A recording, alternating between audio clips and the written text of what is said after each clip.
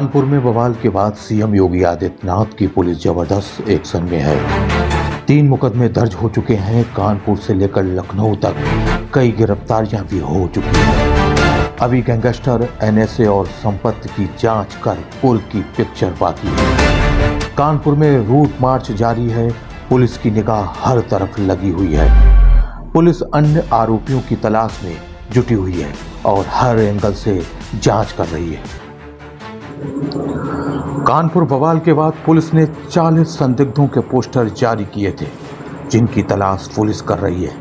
ऐसे में विपक्षी पार्टियां भी भाजपा सरकार को घेरने में लगी हैं।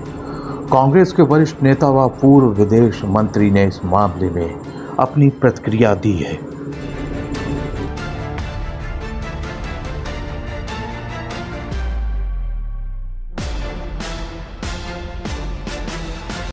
लेकिन इसका जो कारण था, दंगे का जो कारण था, वो तो सरकार ने समाप्त किया है। अब अगर सरकार ने उसको समाप्त किया है तो सरकार के इस निर्णय का स्वागत होना चाहिए। लेकिन थोड़ी सी कुंठा इस बात की है कि सरकार ने विदेशी दूतों के सामने ये कह दिया कि जिन्होंने ये बयान दिया था उनसे हमारा कोई संबंध नहीं। नहीं, किसकी विचारधारा है, वो कौन है? वो प्रवक्ता थे और ये कहा कि नहीं, व्यक्तिगत विचारधारा अलग हुई। उन्होंने कहा कि ये जो है फ्रिंज एलिमेंट्स है, फ्रिंज एलिमेंट्स प्रवक्ता थे। तो प्रवक्ता एक फ्रिंज एलिमेंट था। ये बात साफ करनी चाहिए ना, जब आप कोई गलती मान रहे हो तो खुलकर मानो कि हमको हमारी गलती हो गई। हमने प्रवक्ता को अच्छी तरह समझाया नहीं था।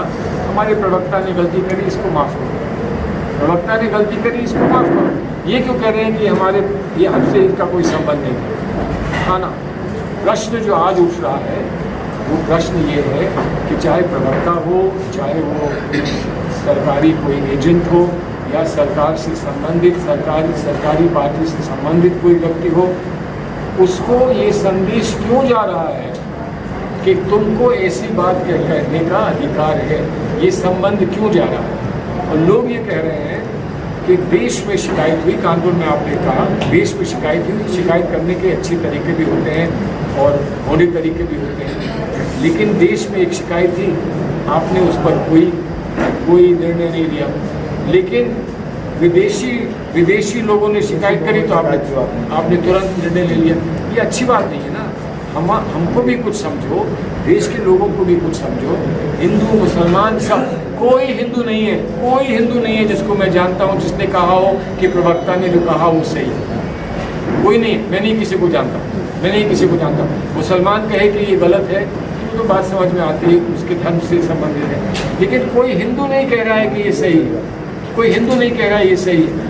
तो अगर ऐसा हमारा देश है कि हम एक दूसरे का पूरा सम्मान करते हैं तो हम वो करते रहें। ये संदेश क्यों नहीं जा रहा है? ये संदेश सरकार की ओर से क्यों नहीं जा रहा है? ये एक प्रश्न है। लेकिन मैं ये मानता हूँ कि इस बात को अब यही समाप्त करना चाहिए। इस बात को और बढ़ावा नहीं देना चाहिए। जो भी हो गया अत्यंत दुख का विषय था। अत्यंत दुख का विषय था। वो बात खत्म कर देनी चाहिए। भाईचारे से हमें एक दूसरे के साथ मिलकर रहना है। आपको कष्ट हो मैं दूर करूं, हमें कष्ट हो आप दूर करो। हिंदू मुसलमान सिख ईसाई इस तरह से मिलकर इस देश में रहें। जो आज हम बखान करते हैं, हम बखान करते हैं कि हमारा देश ऐसी ऊंचाई पर जा रहा है, इस ऊंचाई से कोई ऊंचा नहीं है। हिंदू मुस्लिम एकता की ऊंचाई से कोई ऊंचाई नहीं है हमारे देश में। और आइए हम सब मिलकर इस ऊंचाई पर चलें, ऐसा मेरा संदेश है।